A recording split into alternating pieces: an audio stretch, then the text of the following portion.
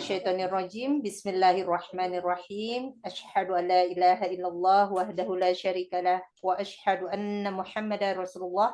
Allahumma shalli ala Sayyidina Muhammad wa ala ali Sayyidina Muhammad. Assalamualaikum warahmatullahi wabarakatuh. Assalamualaikum. Alhamdulillahirrabbilalamin. Seperti biasa kita dikumpulkan kembali oleh Allah dalam kajian Ar-Raudah rutin bulanan gitu ya. Alhamdulillah pada bulan Februari ini kita dapat berkumpul di kediaman Mbak Ratna Tata. Terima kasih Mbak Ratna sudah bersedia untuk menjadi host pada kali ini.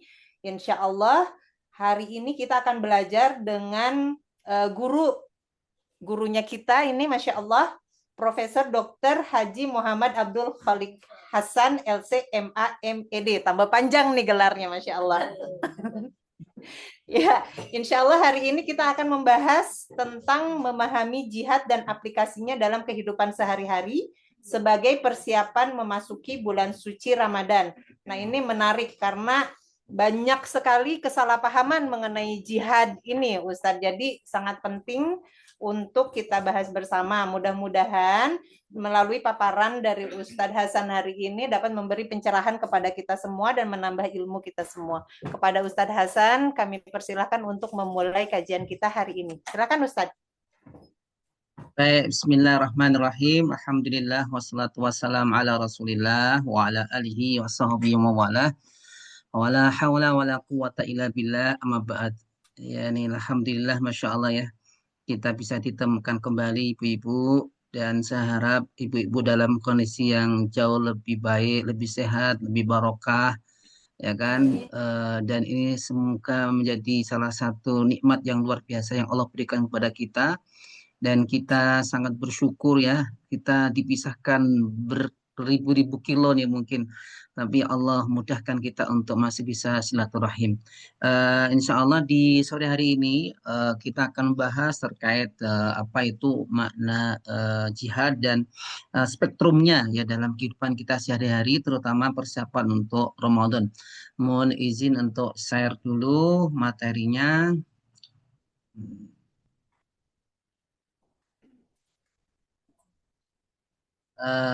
Bisa dilihat ya materi saya.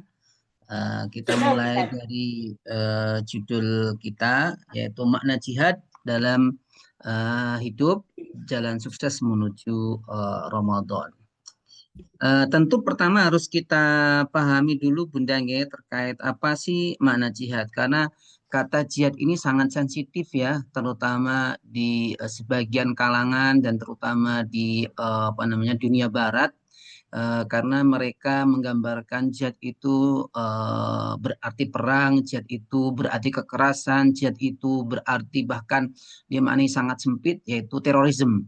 Ini yang sering juga menjadi kesalahpahaman yang menimpa sebagian orang Islam ya, karena minimnya literasi, minimnya bacaan.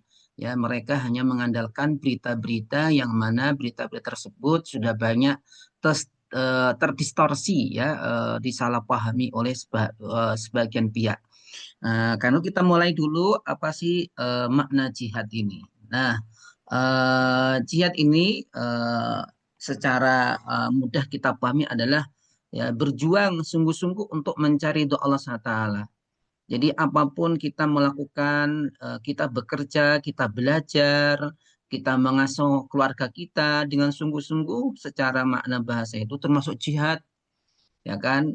Maka jihad ini secara makna bisa dibagi tiga. Yang pertama jihad fisik, yaitu perang, dan ini memang makna terjadi karena memang kondisi ya semuanya ya, karena Islam dikepung oleh apa namanya dua kekuatan besar saat itu, yang mana yaitu berupa Romawi dan juga Persia, yang mana kedua negara adidaya ini tentunya tidak mau kekuasaannya ini digeser oleh satu kekuatan baru.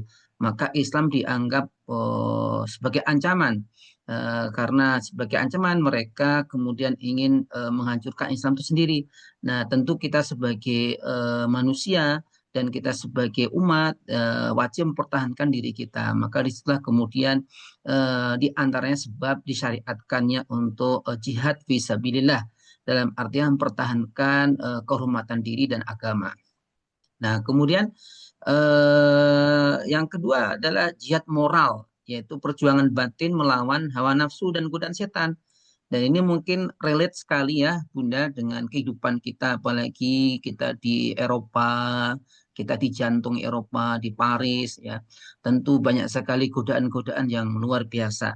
Ya, kita juga dikagetkan, digemparkan dengan apa namanya yang menggoncang dunia ini ya, berita Epstein ini menggambarkan bagaimana dunia Barat itu begitu rusaknya, sehingga ini juga menjadi salah satu eh, jihad kita ya dalam artian adalah bagaimana kita bisa menahan hawa nafsu kita dan godaan dari berbagai macam godaan yang ada. Nah, berikutnya adalah jihad dakwah dan kesabaran. Ini kita semua juga berjuang untuk menyampaikan kebenaran, tentu sesuai dengan kemampuan kita, posisi kita, Bunda. Kita sebagai istri, jihad kita di rumah kita, di keluarga kita, bagaimana memastikan keluarga kita ini baik-baik saja. Kita yang bekerja, jihad dalam kerja kita secara profesional, kita yang belajar, jihad kita adalah sungguh-sungguh dalam mencari ilmu karena Allah Subhanahu wa taala. Di kesimpulannya jihad itu tidak selalu berarti perang. Ya, ini yang harus kita tegaskan. Cakupannya sangat luas sekali, yaitu apa? Segala bentuk pengabdian diri kita kepada Allah, baik itu melalui ilmu, akhlak, dan kesabaran, semua ini masuk dalam kategori makna jihad. Nah, kita lihat di kita sendiri ya, ini pengalaman kita, ya kita menjadi seorang Muslim di negeri minoritas, ini juga sebuah tantangan, sebuah ujian, ya. Jadi kita bisa merasakan ya bahwa Islam bukan agama mayoritas. Beda kalau kita di kampung atau tiap sore ya kita mendengarkan tilawah Al-Quran, bacaan Al-Quran. Ini yang saya rasakan betul ya saat saya pertama-tama kali dan mungkin ibu-ibu juga yang mungkin awal-awal pertama kali di Eropa di Perancis ya. Kita kadang itu merasa sunyi sendiri ya. Kita kangen banget dulu gimana di kampung. Itu pun saya merasakannya. Ya kan, padahal saya hanya 1 bulan. Apalagi ibu-ibu semuanya. Nah, termasuk juga keterbatasan ruang ibadah. Ya, kita masih ingat ya, kita mencari sholat tempat tuh tempat apa namanya tempat terawih aja kita antri dulu. Jadi saya pernah diajak temen itu ke satu tempat, tidak tahu lupa sekarang itu pakai pakai antrian kupon itu mau sholat terawih itu, ya kan keterbatasan luar biasa. Termasuk juga ya adanya sensitivitas terhadap simbol keagamaan. Kita memakai hijab, ya, kita nutup aurat kita, kita sholat, kita makan halal. Ini kadang menjadi hal yang sensitif bagi sebagian orang ya. Dan itu sering kita temukan di beberapa tempat di belahan dunia, terutama di barat atau di Paris ya banyak sekali yang menjadikan ini hal yang tidak nyaman bagi kita sebagai seorang Muslim. Nah, termasuk juga kita jauh dari keluarga kita. Tadi saya dengar juga ada yang sebagian mau pulang. Ya, termasuk kita jauh dari budaya religius di Indonesia ini. Nah, semuanya ini menjadi tekanan, ya, tekanan identitas. Ya, akhirnya apa? Kita menjadi takut terlihat berbeda, ya kan? Kan ini membutuhkan jihad, ya. Kadang kita itu apa namanya karena merasa terlihat beda kita ingin berusaha untuk sama dengan mereka, membaur dengan mereka. Tapi masalahnya tidak hanya membaur tapi termasuk identitas kita juga hilang. Ini yang jadi masalah. Kalau kita apa bergaul dengan siapapun nggak ada masalah, tapi jangan sampai kemudian identitas kita sebagai seorang Muslim itu kemudian apa namanya dihilangkan.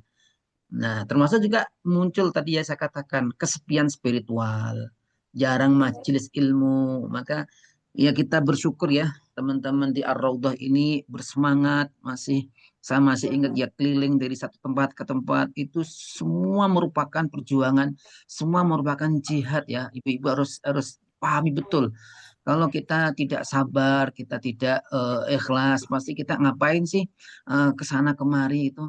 Ya, buang waktu pun lagi kita antri, ya kan? Dulu saya sempat sampai hilang juga. Ya, semua ini butuh perjuangan. Termasuk ya kadang kita merasa ada kelelahan mental saat kita kerja itu kan. Saya diceritain teman-teman kadang mereka sholat pun saat hanya istirahat saja. Ini luar biasa, luar biasa. Nah, kadang saya itu apa namanya ya memahami kondisi kondisi ibu semua dan teman-teman yang ada Mic-nya tolong di di Eropa, terutama di Paris ini, saya merasa itu gambaran real daripada apa yang disampaikan oleh Rasulullah SAW. Jadi kata Rasulullah itu Bunda akan datang zaman di mana orang memegang agama itu seperti memegang bara api. Ya, kalau ia lepas maka bara api pun mati. Tapi kalau ia pegang bara api itu pasti akan membuat dia kepanasan. Ya, artinya apa? Kita di zaman akhir ini berpegang teguh kepada agama kita, identitas kita itu sesuatu yang amat sangat tidak mudah. Ya, maka kenapa sampai Rasulullah memberikan kompensasi orang yang sabar dalam posisi seperti itu, Allah menggantinya diberikan 50 pahala daripada pahala para sahabat. Jadi kita melakukan satu kebaikan itu dilipatkan 50 pahala pahalanya para sahabat Rasulullah. Yang mana kita tahu para sahabat Rasulullah itu mereka berjuang, mereka berjihad, mereka membela agama Allah. Nah, kita ini mendapatkan bagian daripada pahala dari 50 para sahabat Rasulullah Shallallahu Alaihi Wasallam. Nah, makanya disinilah kita harus memahami ya tempat di mana kita sekarang ini di Paris lah kita ngomong lagi nggih, itu menjadi medan jihad kita. Ya, kalau medan jihad berarti medan pahala kita. Ya, memang harus penuh kesabaran ya ibu-ibu yang ngapunten ya. Mohon maaf ya. Saya paham betul saya karena pernah di sana walaupun 1 bulan sangat bisa merasakan bagaimana menjadi seorang muslim dengan mempertahankan identitas, ketakwaannya, keistiqomahnya ini sesuatu yang tidak mudah. Maka kenapa Allah SWT menegaskan la yukallifullahu nafsan illa wusaha. Jadi Allah tidak akan membebani seseorang itu melebihi kemampuannya. Jadi ujian itu selalu dalam batas kemampuan hamba. Artinya apa? Insya Allah karena kita ini ditakdirkan saat ini detik ini hidup di Eropa, hidup di Paris, maka kita pun sadar diri bahwa kita di dalam medan jihad, ya medan pahala. Maka kita harus fokus optimis ya bahwa dengan kesabaran inilah Allah akan memberikan pahala dan memberikan kemudahan-kemudahan lainnya. Nah, yang terpenting itu adalah sadar kita sedang diuji. Nah, permasalahan itu gini, Bunda, banyak orang itu saat diuji oleh Allah tidak sadar. Maka saat diuji oleh kenikmatan, oleh kemenangan, oleh sesuatu yang menyenangkan, dia lupa bersyukur. Itu artinya gagal diuji Allah SWT. Sebaliknya kalau dia diuji dengan sesuatu yang tidak menyenangkan, kegagalan, atau mungkin belum tercapai apa yang diinginkan, mengeluh. Ya, ini manusia. Maka kenapa Rasulullah SAW kemudian memberikan karakter sebagai seorang Muslim atau sebagai seorang mukmin. Jadi kata Rasulullah, ajaban li amril mukmin.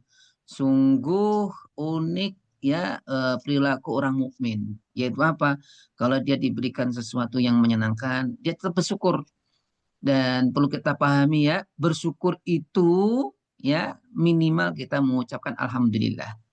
Tapi makna hakikat bersyukur itu artinya adalah mengakui dan menggunakan nikmat itu untuk ibadah kepada Allah Subhanahu wa taala.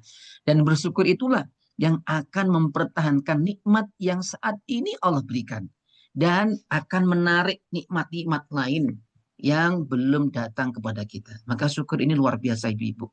Kalau betul-betul kita hayati, kita laksanakan, itu sangat sangat memberikan manfaat kepada kita. Nah, kalau kita sedang diuji, kita suruh bersabar. Karena sabar itu sebenarnya hanya proses, Bunda. Karena dalam kesabaran itu pasti Allah akan memberikan solusinya.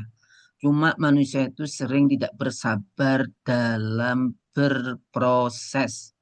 Sehingga manusia itu sukanya, kalau orang Jawa itu gegenggi mongso. Dia ingin segera, instan. Nah, ini yang jadi masalah.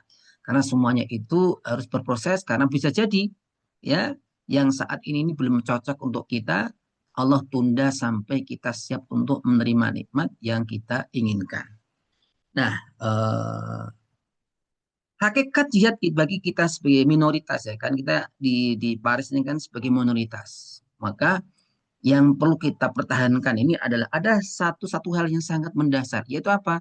Jihad sebagai keteguhan identitas iman kita. Jadi kita sebagai orang mukmin, sebagai orang Islam, kita tahu kita boleh bergaul dengan siapapun, tapi kita tahu ada batas-batas yang ini tidak diperbolehkan oleh agama kita. Kita boleh misalkan silaturahmi ke teman kita, siapapun boleh. Tapi kalau sudah kita diajak sesuatu yang tidak diperbolehkan dalam agama kita, misalkan kita harus, mohon maaf ya, minum-minum sesuatu yang diharamkan Allah SWT, maka kita dengan santun, dengan baik, ya untuk kita menolaknya. Nah ini, maka kenapa dikatakan wajahidu fillahi haqqa jihadi. Jadi kita disuruh bersungguh-sungguh ya untuk apa namanya menjaga keimanan kita. Karena begini ibu-ibu nggih, iman inilah yang sangat berharga nikmat Allah berikan kepada kita. Dan harus kita sadari nikmat iman dan Islam itu tidak ada bedanya dengan nikmat-nikmat lainnya. Dalam artian, jika nikmat-nikmat lainnya itu bisa Allah cabut, begitu pula nikmat iman dan Islam, na'udzubillah, juga bisa dicabut Allah Subhanahu wa taala. Maka kenapa tidak heran Rasulullah mengingatkan kepada kita, pagi-pagi orang beriman, tapi sore-sorenya sudah dia menjadi orang kafir. Nah ini artinya apa? Perlunya kita waspada dan hati-hati, artinya kita terus-menerus menjaga keimanan kita. Maka kenapa dalam surat Ali Imran dikatakan, ya ayyuhalladzina amanu taqullaha haqqa tuqatih wa la tamutunna illa wa antum muslimun. Kita disuruh untuk bertakwa dengan takwa yang benar dan memastikan diri kita semuanya meninggal dalam kondisi muslim. Nah ini yang mahal. Jadi harta apapun itu tidak bisa untuk membeli kita menjadi meninggal dalam kondisi muslim. Tidak bisa. Semua itu adalah fadal karunia dari Allah Subhanahu wa taala. Nah, makanya kenapa jihad ini sebagaimana saya katakan tadi, cakupannya sangat luas sekali, melawan hawa nafsu kita, godaan lingkungan, kesulitan hidup. Nah, ini. Ya, maka kita bagaimana kita bisa tetap sholat meski jam kerja padat. Ini yang kemarin ya, Pak Sari sana diceritain mereka sholatnya, Ustaz. Saya tuh sholatnya hanya bisa di jamak itu gimana Ustaz ini? Nah, ini. Ya kan? Nah, kalau dalam kondisi-kondisi darurat seperti itu, ya bagaimanapun ya semampunya untuk bisa tetap melaksanakan kewajiban-kewajiban Allah Subhanahu wa taala. Tetap menjaga hijabnya di ruang publik yang sangat sensitif, apalagi di sana kita pakai kerudung, pakai hijab ini sesuatu yang bisa jadi apa namanya sensitif bagi apa namanya orang lain. Terus tetap memilih makanan halal dengan keterbatasan. Kita harus mencari-cari. Ya, ini saya kira teman-teman ibu-ibu juga merasa seperti itu. Ditambah lagi kita mendidik anak ya tetap muslim di lingkungan yang sekuler. Ini semuanya jihad loh ibu-ibu ya, jihad. Saya mengacungkan jempol ya dulu saya masih ingat ada ibu-ibu dia cerita ke saya bagaimana ujiannya mendidik anaknya, bagaimana susahnya mendidik anaknya. Luar biasa itu Bunda, luar biasa itu. Itu adalah jihad ya, apalagi kalau kita punya anak perempuan, kita mau menjaganya, kita mampu menjaganya sampai dia dewasa menjadi orang yang apa namanya solehah, maka itu Allah memberikan jaminan surga kepada kedua orang tuanya. Nah, intinya dalam jihad kita sebagai seorang muslim yang minoritas itu apa? Menjaga identitas kita. Jadi kita itu nggak malu gitu. Kan kadang gini ya ngapunten nggih. Mohon maaf, ada sebagian orang itu malu kalau dia menunjukkan identitasnya. Ya, satu saat saya di bandara di Singapura itu kan, ya, macam-macam di sana gitu. Ya saya tetap sebagai seorang Muslim, saya menyampaikan apa adanya itu. Saya tanya mana tempat sholat gitu. Oh, kalau kita insya Allah dengan santun, dengan baik pun orang akan menghargai kita. Itu identitas. Ini juga sama pas dulu saya diajak teman ke mana itu ke museum museum Louis ya dulu ya. Nah, itu waktu sholat ya tetap kita sholat. Jadi jangan sampai apa namanya kondisi-kondisi ini kemudian kita menjadikan kita menormalisasi apa namanya kemaksiatan atas diri kita. Nah, kemudian juga termasuk jihad adalah ya jihad melawan tekanan psikologis. Ya, kita jauh dari rumah kita jauh dari lingkungan kita jauh dari mungkin kebiasaan kita sebagai seorang muslim. Ya, ini juga perlu jihad ya agar apa? Kita tetap stabil ya dalam dalam keimanan kita. Ya, kita tidak mudah jatuh, kita tidak mudah untuk apa namanya putus asa. Karena zaman sekarang ini ya ini terjadi di mana-mana ya bahwa kesehatan mental orang ini banyak yang terganggu. Cuma ada yang mau berobat, mau sadar, ada yang enggak juga enggak, yang tidak sadar. Maka kenapa dikatakan al-mujahidu man jahada nafsuhu fi taatillah. Jadi dikatakan seorang mujahid itu di antara maknanya adalah orang yang berjihad melawan dirinya ya dalam beribadah kepada Allah SWT. Artinya apa? Dia menjadikan semua keinginannya itu ditundukkan sesuai keinginan syariat. Ini kan tidak mudah ya. Karena kebanyakan nafsu kita itu pasti bertentangan dengan ketentuan syariat. Kebanyakan ya. Maka Rasulullah mengatakan Buddha dalam hadisnya yang diriwayatkan Imam Turmuzi ya la yu'minu ahadukum hatta hawahu tabi'an lima jitu bihi. Jadi tidaklah iman kalian itu dianggap iman yang sempurna sampai kita mampu menundukkan keinginan kita sesuai ketentuan agama kita. Ya contoh misalkan, ya kita sebagai manusia normal Bunda, ya laki-laki senang perempuan, perempuan senang laki-laki. Ada nafsu di situ, pasti. Itu adalah manusia normal. Tapi ini halal atau enggak? Ini diperbolehkan atau enggak? Oh, enggak boleh. Oh, kemudian dia ngerem. Itu artinya dia menundukkan keinginannya sesuai keinginan Allah dan Rasulnya. Nah, makanya kenapa jihad melawan nafsu ini fondasi semua jihad. Ya, dulu disampaikan Bunda saat para pasukan Muslim ini selesai berperang, ya udah selesai gitu perang fisik, maka diingetin ya kalian setelah perang fisik ini akan melakukan perang yang lebih besar, perang yang lebih berat, yaitu apa? Perang melawan nafsu diri kita. Ya.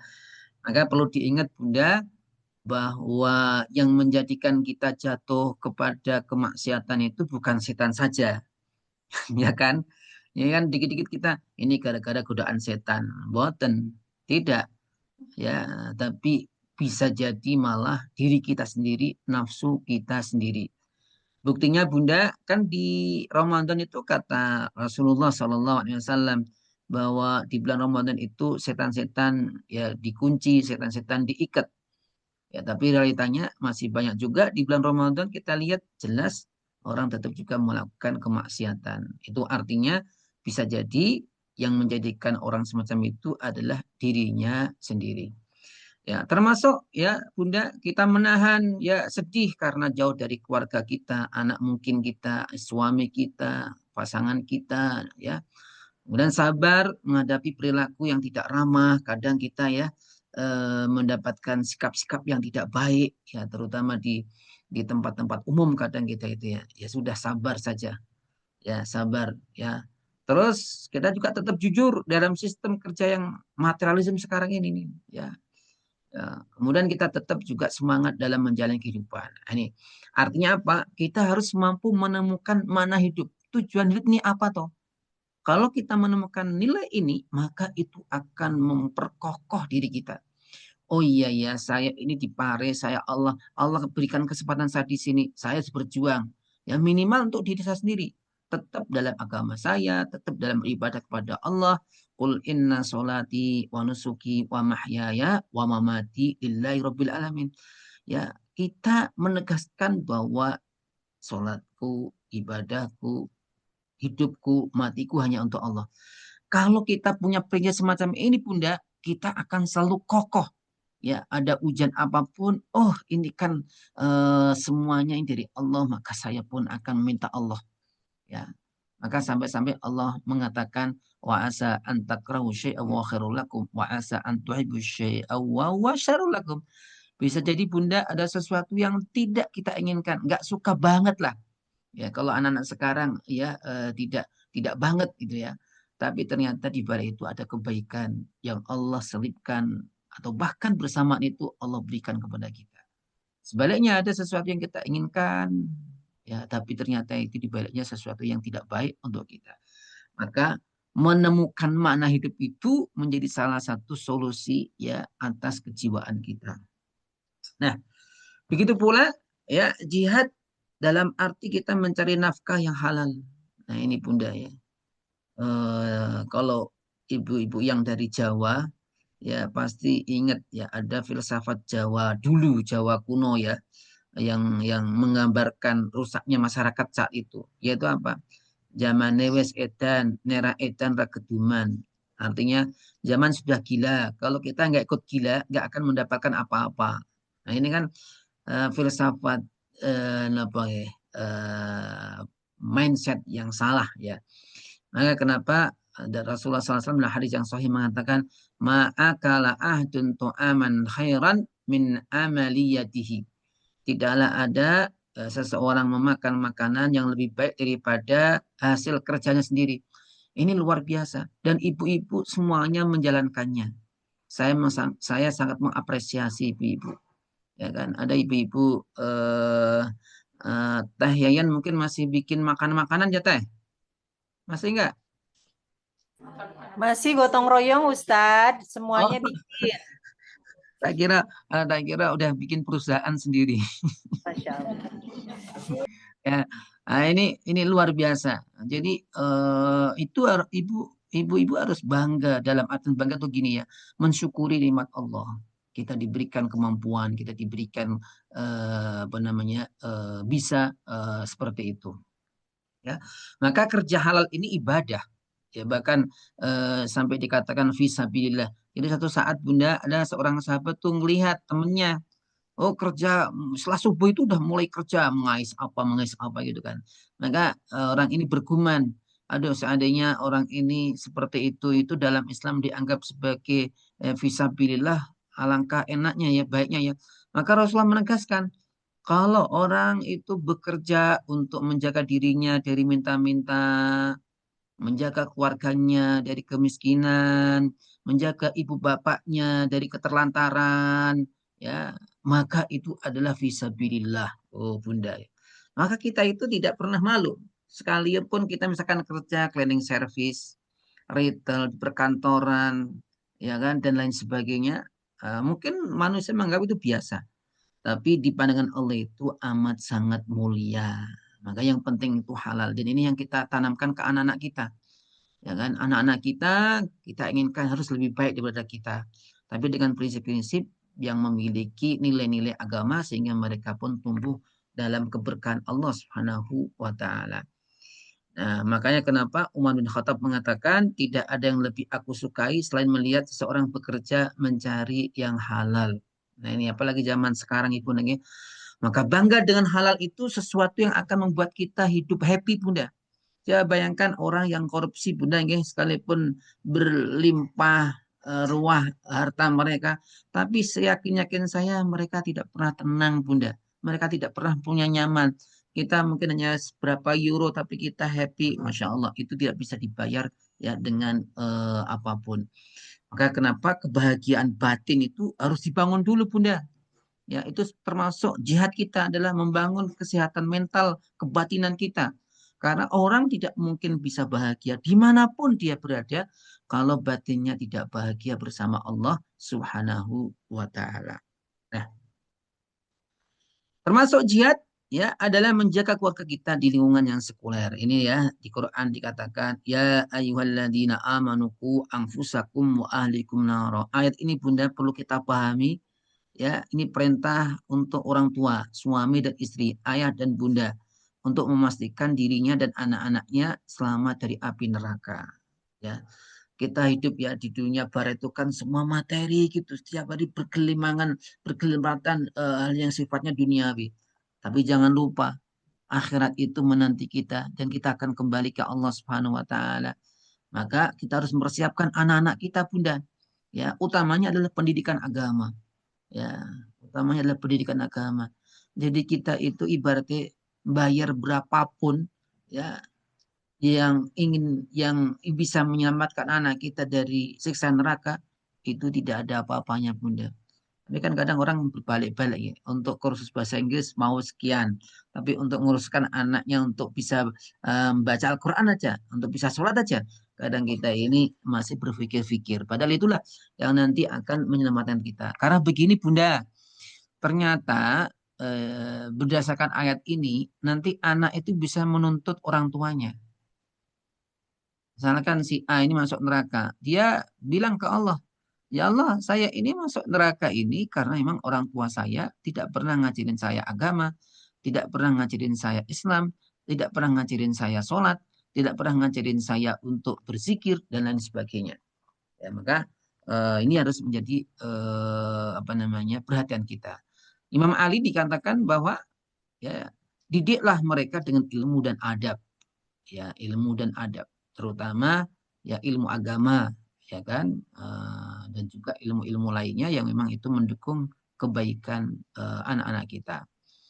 Nah, saya masih ingat dulu ya kisah beberapa keluarga di Prancis yang ikut sekolah di apa namanya di sekolah-sekolah Prancis ya, karena mungkin karena lebih murah atau bagaimana dibanding yang swasta lebih mahal ya, sangat pendidikannya sekuler Ustadz, pergaulan bebas, bahkan menormalisasi nilai non-Islam. Ini gimana? Nah ini sebenarnya yang penting kita Bunda, kita harus bisa mendampinginya. Ya karena memang kondisi-kondisi macam itu ya kita juga kadang membutuhkan apa namanya pengakuan ya dari mereka ya, ya ini dalam hal mendidik anak ini harus ditekankan betul ya. Bagaimana terus kita mendampingi. Saya banyak mendapatkan cerita dari ibu-ibu ya, yang saat saya masih sana itu mereka pulang mendampinginya dari pengajian, mereka dampingi lagi. Nah, tujuannya apa? Memastikan anak ini tumbuh tidak lepas dari identitasnya. Itulah perjuangan, itulah jihad, Bunda. Maka jihadnya ibu ini luar biasa. Ya, di antaranya mengajarkan sholat, ya, mengaji meskipun lelah, ya, kemudian tetap menjaga akhlak dan bahasa adab bagi anak-anak kita. Nah, sekarang kita masuk Ramadan. Di Ramadan di negara minoritas ini kan tidak mudah, Bunda. Tidak mudah. Ya Allah, saya masih ingat diajak salah satu mama itu dulu kemana itu dia, ke daerah mana itu dia, sama keluarganya itu. Ya, di sana orang makan-makan, ya kita masih puasa, kita mencium bau-bau wangi semerbak. Aduh, ini ujian luar biasa. Tapi ternyata itu belum ada apa-apanya. Ujian semacam itu belum ada apa-apanya dibandingkan ujian apa namanya para sahabat dulu dalam perjuangan agama kita ini. Maka kita lihat ya, di Prancis itu jam siang panjang, kemudian lingkungan tidak berpuasa, aktivitas kerja berat, ya. Maka kenapa Ibnu Rajab menegaskan Bunda, semakin berat ibadah maka semakin besar pahalanya jika ikhlas. Nah ini menurut saya ini menjadi apa namanya kesempatan kita ya. Oh kok berat banget Ustadz ya? Iya memang kayak ginilah. Ya, tapi itu ingat Bunda, insya Allah ya pahalanya pun besar. Dan Allah itu Bunda tidak pernah lupa dengan apa yang kita lakukan. Jadi tidak ada yang kemudian apa namanya sia-sia, tidak ada.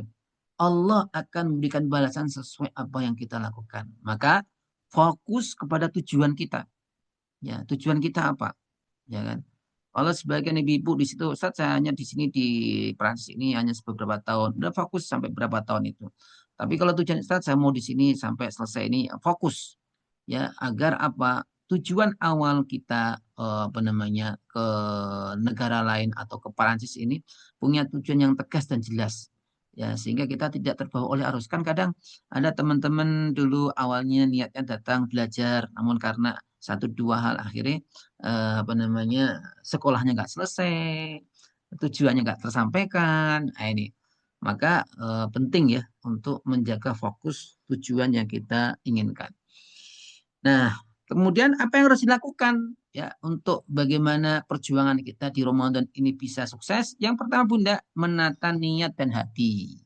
Ayo, monggo. Mari ya bersama-sama kita niatkan dalam hati kita, minta Allah, ya Allah, berikan kesempatan kami untuk bisa menjalankan ibadah puasa dan ibadah-ibadah lainnya selama berpuasa, dan semoga semua itu karenamu ya Allah. Nah ini penting Bunda kita niati mulai sekarang. Karena apa?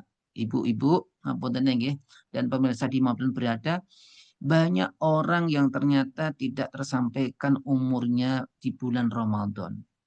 Ya kan? Barusan kemarin teman saya 2 orang Bunda meninggal dunia, ya kan?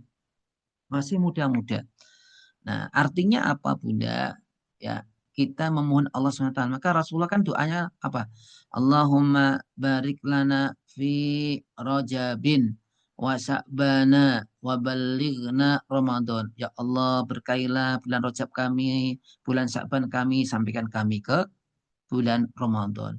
Karena dulu ada kisah Bunda, ada kisah. Di zaman Rasulullah itu ada 2 pemuda, ya, 2 pemuda ini masuk masuk Islam bareng, ya, bareng masuk Islam. Tapi selang beberapa tahun, dua-duanya ikut berjuang, berjihad. Yang satunya meninggal. Si A ini meninggal duluan Bunda. Dalam kondisi dia mati syahid. Luar biasa toh. Nah setelahnya, setelah 1 tahun Bunda, temennya ini meninggal juga. Tapi bedanya temennya ini sampai ya kepada bulan Ramadan. Nah sebagian sahabat itu mimpi. Diperlihatkan keduanya ini sedang antri ke surga. Tapi ternyata apa yang terjadi Bunda? Orang yang meninggal duluan itu antrinya di belakang orang yang meninggal barusan. Ya, kenapa sebabnya? Maka Rasulullah menegaskan, kenapa si B yang meninggal tadi itu, yang baru meninggal itu kok diantrikan lebih dulu daripada yang orang meninggal sebelumnya padahal mati syahid? Karena orang si B ini Allah panjangkan umurnya sampai Ramadan dan dia kemudian menambah investasi kebaikannya karena sampai ke Ramadan. Nah ini penting Bunda. Eh, kalau kita diberikan Allah sampai Ramadan ini kan luar biasa. Maka perlu doa. Dan menata hati. Menata hati itu gini Bunda. Gampangnya ingatan loh. Jangan kagetan. Aduh, udah Ramadan ya ini. Nah, tapi saya yakin ibu-ibu pasti sangat happy ya. Happy artinya sesuatu yang kita tunggu-tunggu Ramadan itu. Kalau hati kita Bunda datang atau mendengar Ramadan aja kita senang, kita bahagia, berarti hati kita dipenuhi dengan keimanan. Tapi sebaliknya kalau hati kita mendengar Ramadan, aduh puasa lagi, aduh, nah ini berarti perlu perbaikan, ya, perlu perbaikan hati kita. Yang kedua adalah taubatan nasuha. Ya, kita semuanya Bunda tidak ada yang lepas dari dosa. Ya, kita mohon ampun kepada Allah SWT. Tujuannya apa? Kita dipermudahkan oleh Allah mendapatkan rahmatnya selama bulan Ramadan. Dan kita dimudahkan untuk bisa beribadah kepada Allah Subhanahu wa Ta'ala.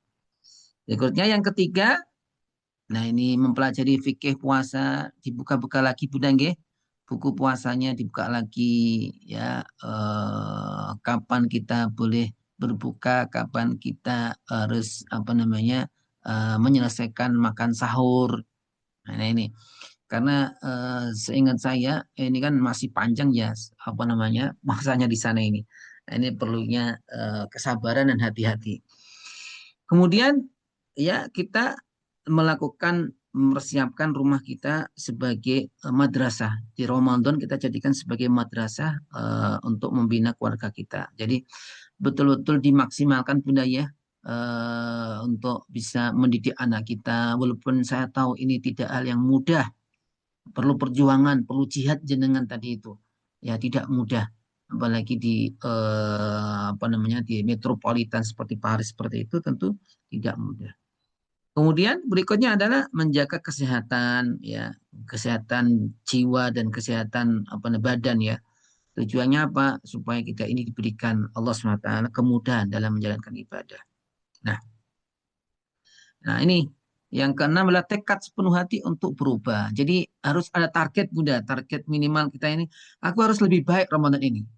Ya, enggak muluk-muluk sih kita ini ya. Kita ini enggak muluk-muluk, jangan muluk-muluk. Tapi minimal kita ada perubahan. Insya Allah lah. Ramadan ini saya sudah mulai berjibab, berhijab. Ramadan ini insya Allah saya mulai menghatamkan Quran. Ramadan ini saya insya Allah akan menata hidup saya lagi. Nah itu Bunda. dijadikan sebagai poin perubahan Ramadan itu, sehingga kita menjadi ya pribadi yang bertakwa. Nah, kemudian kita juga memiliki target Bunda ya, minimal ini target kita nggih. Jangan sampai kita puasa tapi sholatnya bolong-bolong. Nah, ini juga ya kalau masih ada ibu-ibu yang seperti ini atau mbak-mbak atau siapapun. Nah, ini kita jaga 5 waktu. Walaupun dengan jamak tapi tetap dijaga. Ya kan? Jangan alasan, Ustaz, sholat kok jamak terus. Itu jauh lebih baik daripada tidak sholat Bunda. Maka sholat 5 waktu ini harus tetap dijaga. Kemudian tilawah tiap hari Bunda, syukur-syukur bisa menghatamkan.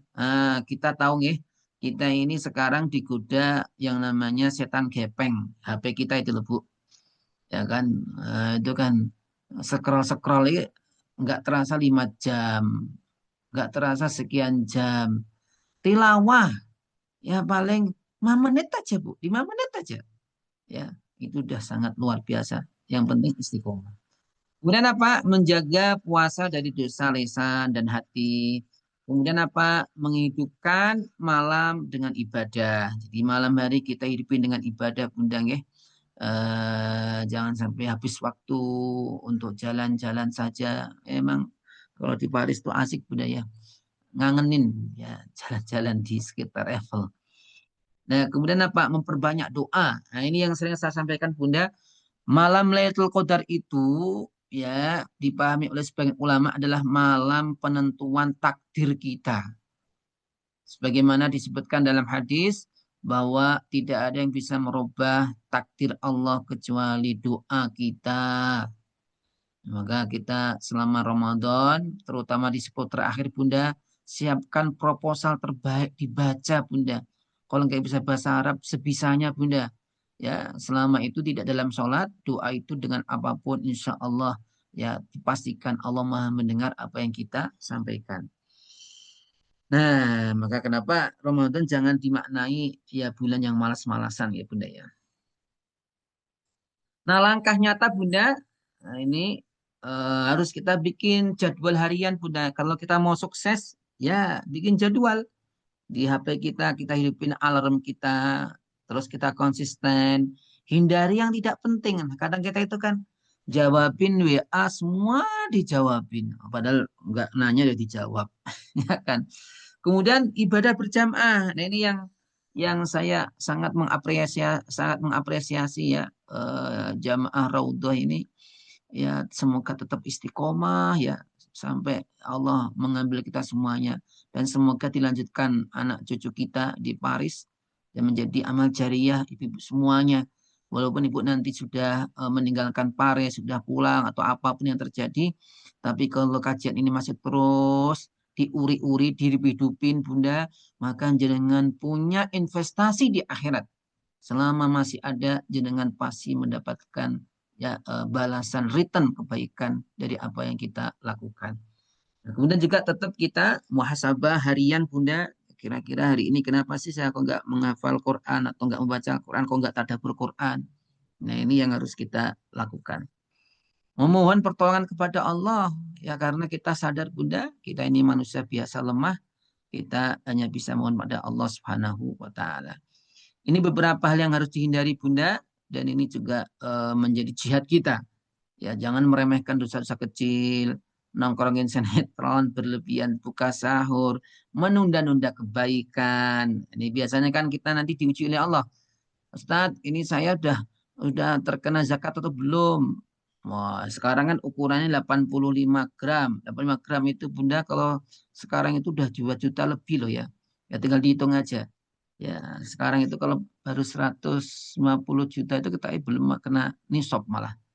Ya, artinya apa? Bahwa walaupun kita belum terkena zakat, tapi kita tetap kita sedekah Ramadan ini sesuatu yang amat sangat luar biasa. Kemudian Bunda, berikutnya adalah jangan terbawa oleh suasana lingkungan kita.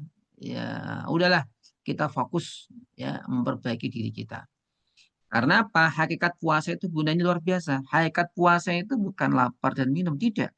Tapi adanya perubahan. Kata Rasulullah, barang siapa tidak mampu meninggalkan perkataan dan perbuatan bohong, maka Allah tidak sudi untuk membalas atas kelaparan dan dahaganya. Terakhir Bunda, ini ya tujuan Ramadan itu kita goalnya itu Bunda, goal utama itu kembali pada fitrah. Fitrah itu apa toh Ustaz? Fitrah itu apa toh Ustaz? Nah ini Bunda, inilah ada 5 tanda sukses jihad kita di Ramadan ini. Satu, sholat kita menjadi lebih terjaga, tidak ada perubahan Bunda. Hati lebih tenang dan sabar, semakin dekat dengan Al-Quran. Maka ibu-ibu kalaupun nggak bawa mushafan sekarang bawa HP kemana-mana atau Bunda, dibaca aja Bunda, dibaca aja, nggak usah malu ya, karena itu adalah salah satu bentuk ya memaksimalkan waktu yang ada. Kemudian lebih hati-hati dari dosa. Kemudian apa? Tetap ingin dekat dengan Allah setelah Ramadan. Nah ini Bunda yang harus kita apa namanya pertahankan, mengistiqomahkan. Ya karena semuanya kita pasti akan kembali kepada Allah. Ya Bunda, tinggal nunggu SK-nya saja kan kita ini. Kan hakikatnya umur kita ini kan dijatah 60 sampai 70 kata Rasulullah. Umatku umurnya itu ya kebanyakan umumnya 60 sampai 70 dan jarang yang lebih daripada 70. Nah, kalau kita ini kan masih muda-muda semua ya Bunda ya. Maka perlunya kita harus memaksimalkan usaha kita. Terakhir Bunda, sebelum saya tutup, saya akan membacakan pantun ini Bunda, ya kan? Duduk bersama menuntut ilmu, hati tenang, jiwa pun teduh. Di majlis penuh rindu, Allah turunkan rahmat yang utuh. Jika esok waktu berpisah, kenang majlis penuh cahaya. Kajian Ar-Raudhah Paris jadi saksi indah bahwa kita pernah dekat dengannya Allah Subhanahu wa taala. Masya Allah. Alhamdulillahirobbilalamin. Wah, cakep nih, ada pantunnya segala nih, Ustaz, Masya Allah. Jadi ingat Mbak Berta, mungkin Ustaz masih ingat yang selalu. Iya, Mbak Berta. Ya, ya. Ya, Ustaz, terima kasih sekali untuk paparannya hari ini. Ini mudah-mudahan waktunya ada masih untuk tanya jawab kita. Sebetulnya Masih ini Bunda. sudah sangat detail sekali. Tadi saya jadi bingung sendiri mau nanya apa. Tapi saya baca dulu sebentar. Oh ya, ini dari Ibu Idar ada mau bertanya. Silakan Ibu Idar langsung di Ibu Idar, Masya saja. Allah. Nanti Ibu Meli boleh nggak ya? Boleh. Assalamualaikum warahmatullahi wabarakatuh Ustadz dan semua yang ada di rumah Ratna. Waalaikumsalam warahmatullahi wabarakatuh Ibu. Ini saya dari Indonesia Ustadz. Iya. Ini Ustadz sebenarnya agak di luar tema tapi sih dalam ibadah juga. Saya tadi mendapatkan sebuah YouTube gitu. Kata Ustadz yang di dalam YouTube itu kalau sholat di dalam pesawat harus berdiri paling kurang untuk takbiratul ihram katanya. Walaupun sesudah itu kita duduk. Kalau tidak berdiri waktu takbiratul ihram katanya sholatnya tidak sah karena itu rukun dan kita sanggup.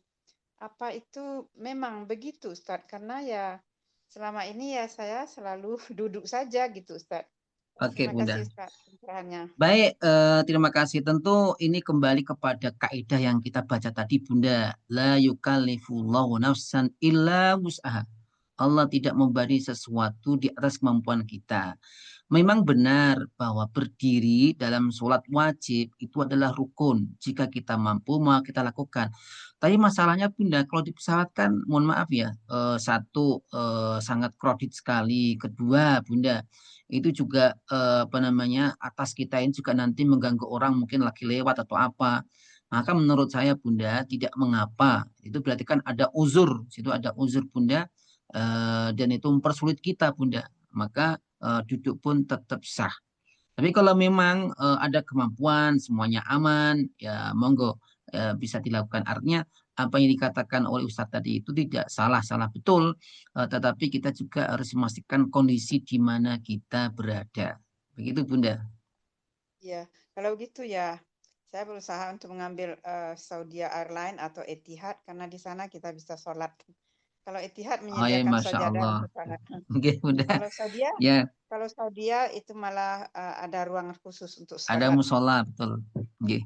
Ya, musola Tapi kecil. pernah Bunda, saya pernah itu ikut Saudi gitu, tapi ternyata penuh gitu, antri gitu.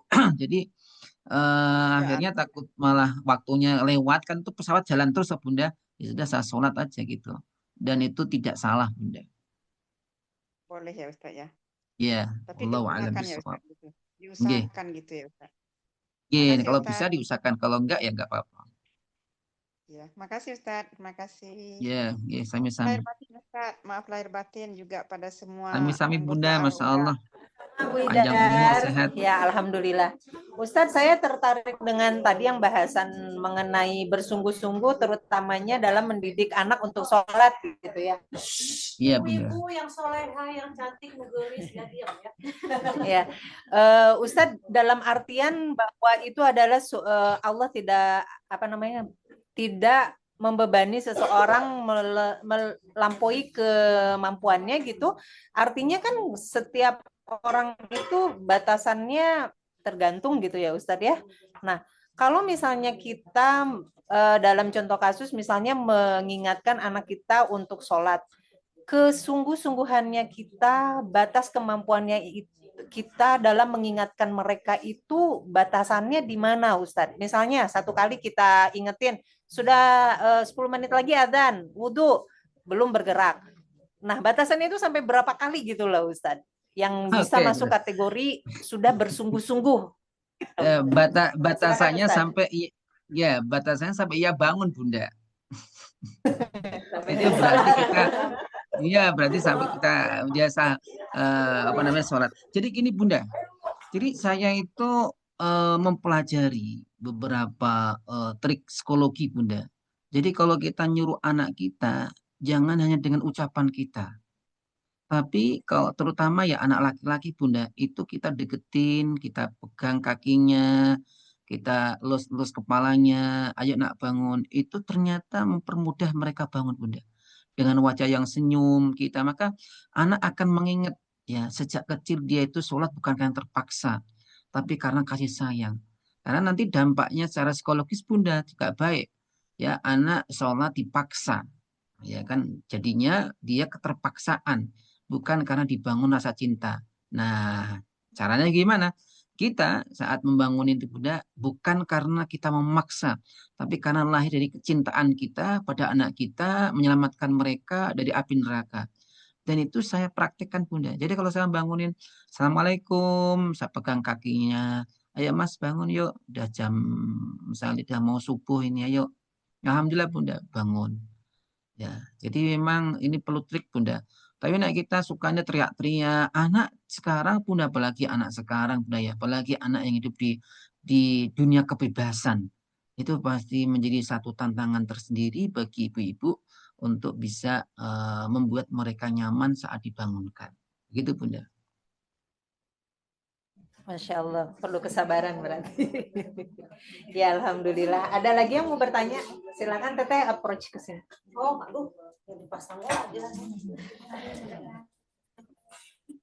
Assalamualaikum Pak Ustadz. Masih ingat saya? Masih lah, Masya Allah. Semakin glowing ini Teteh. Malam Pak, alhamdulillah artis udah lah. Tukang minta semua. Gimana Bu? Sehat Bu ya? Alhamdulillah ini Pak. Lagi ngejengkelin sudah punya cucu berapa? Sudah punya cucu berapa? Cucu? Jangan dulu dong Pak, doain aja baru jam kerja. Udah alhamdulillah syukur sujud Pak. Alhamdulillah. Oh ya Pak, gimana sehat? Sehat, alhamdulillah Bu, sehat. Ya cuman katanya mau maghrib, kasihan lah dikejar-kejar bapaknya. Harus tepat waktu. Enggak, masih lama sini kurang 10 menit. Insya Allah pahalanya 1000 kali lipat Pak. Amin, amin, amin, amin. Ya ini Pak, misalkan gini, kalau saya setiap sujud, karena kadang saya itu banyak hal yang saya ucapkan mengenai banyak hal ya, setiap sujud. Kadang-kadang ya ada niat, ya Allah yang penting niat saya gini gini gini gini. Tapi kadang-kadang kalau itu belum melaksanakan apa maksudnya hal yang kita inginkan gitu. Tapi kan kita udah punya niat yang baik istilahnya di mata manusia gitu. Tapi kan di mata Allah itu Allah lah yang lebih mengetahui yang lebih baik gitu. Nah, pertanyaannya saya, misalkan suatu hari nggak tahu waktu kan, umur nggak tahu kita di itu. Yang penting saya udah ada niat pengen ini nggak akan saya kasih tahu ya ibu ya niatnya antara saya sama Allah aja. Surprise ya. Ya, gimana menurut Pak Ustadz? Ya, Masya Allah Bunda, Barakallahu fikum Bunda ya. Jadi dalam agama kita itu ada sebuah kaidah. Niyatul mu'min afdalu min amalihi. Niat seorang mukmin itu sudah dianggap sebuah kebaikan daripada apa yang akan dilakukan. Karena begini, niat itu Bunda adalah sesuatu yang sifatnya antara diri kita dengan Allah Subhanahu wa taala. Kalaupun misalkan ada sesuatu nanti bahkan mungkin nggak jadi melakukannya, tapi karena dia tulus ikhlas niat akan melakukan, pasti Allah sudah mencatatnya sebagai sebuah kebaikan. Maka kenapa Bunda dikatakan oleh Allah SWT dalam hadis qudsi, ya, ana inda dhanni abdi bi. Ini yang harus kita pegang terus supaya kita nyaman. Aku kata Allah akan sesuai dengan prasangka hambaku. Maka berbaik sangkalah kalian kepadaku. Jadi niat yang baik itu Bunda sudah dicatat oleh Allah Subhanahu wa taala. Maka sering saya katakan begini, contohnya begini Bunda.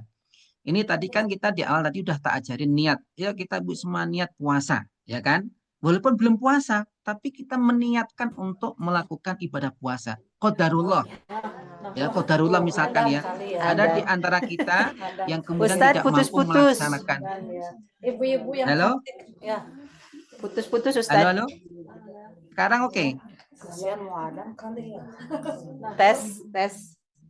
Halo, halo. Oh ininya, ini Pak. Ininya Mbak. Halo. Udah belum?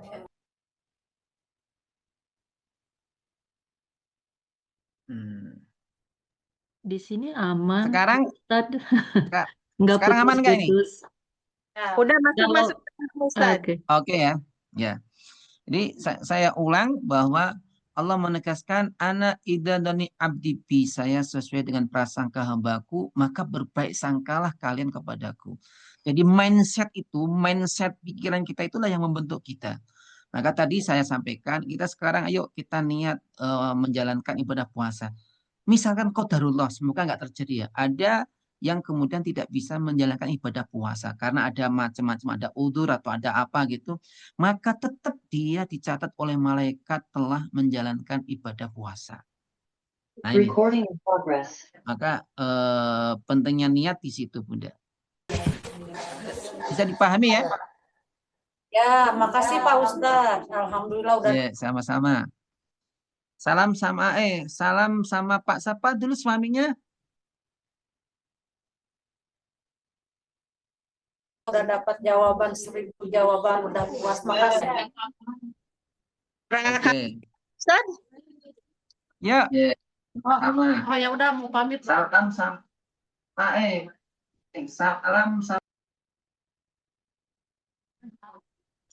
Salam sama siapa Ustaz?